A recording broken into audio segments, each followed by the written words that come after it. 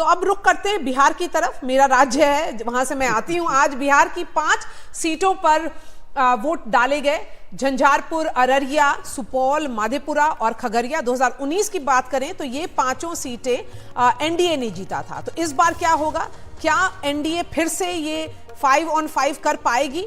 दूसरा सवाल, क्या महागठबंधन कोई उलटफेर कर पाएगा? अदिति, ये आपसे शुरुआत करूंगी। जिस तरह का अग्रेसिव कैंपेन इंडिया का दिखाया, खास करके तेजस्वी यादव का खुद, तो वो तो एक अग्रेशन दिख रहा है। और जो दूसरे तरफ ये बात है कि नीतीश कुमार एक बैगेज बनते हुए दिख रहे हैं भाजपा के लिए। वो एनडीए नहीं है, वो बीजेपी माइनस नीतीश ही है जो दिख रहा है। मेरे ख्याल से नीतीश पर रिलायंस अब भाजपा ने बंद कर दिया है और वो कुल मिला के बागडोर अपने हाथ में ले रही है और जैसे उसको ठीक लगता है अपना कैंपेन चला रही है।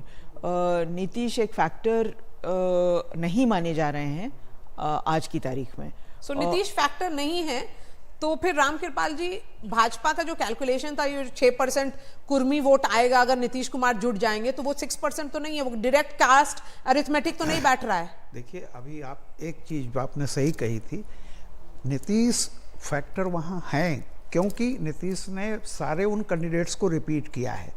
अब नीतीश जो है एक तरह से बिहार की पॉलिटिक्स की लायबिलिटी है। बीजेपी में गेन, लेकिन नीतीश निश्चित रूप से बीजेपी के लिए जो सबसे बड़ी प्रॉब्लम यह है कि बीजेपी के कैंडिडेट जीत सकते हैं, नीतीश के जो है वो कहीं ना कहीं से अगर वो हारते हैं तो ओवरऑल तो जो बिहार में पिछली बार था वो फिगर तो नहीं आएगी। तो सबसे बड़ी बात यही है कि नीतीश, ये बात नीतीश भी जानते हैं कि अपनी पार्टी में कहीं वो पार्टी टूट न जाए, इस डर के मारे सारे लोगों को उन्होंने रिपीट किया। और जिनको रिपीट किया है, मुझे नहीं लगता है कि वे सारे के सारे लोग बीजेपी की तरह जीतेंगे। हाँ, तो एनडीए को नुकसान हो सकता बिल्कुल, है बिल्कुल, अमिताभ, लेकिन बीजेपी को नुकसान होते हुए नहीं दिख रहा है बिहार में। देखिए, नीतीश कुमार एक बहुत हार्ड बार्गेनर है। बहुत चर्चा थी कि नीतीश कुमार की पार्टी को कम सीट्स मिलेंगी, लेकिन वो माने नहीं। 16 के 16 एमपी उन्होंने रिपीट करी।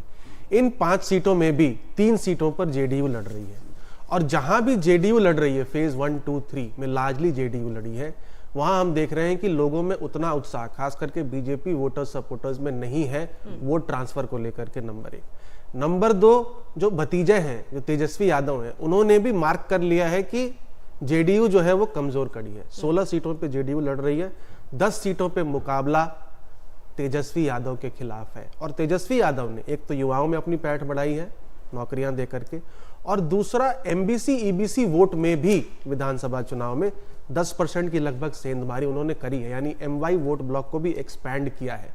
तो हो सकता है कि जेडीयू की जो सीटें हैं उस पर एनडीए को काफी मुशक्कत और परेशानी झेलनी यादव की खुद की पॉलिटिक्स का इस बार एसिड टेस्ट भी है, क्योंकि 2025 में अगले साल ही स्टेट में असेंबली इलेक्शंस होने वाले हैं और कुल बिहार में 40 सीटें हैं, जिसमें आज के बाद रिमेनिंग 26 सीट्स बच जाती हैं, क्योंकि 14 सीटों पर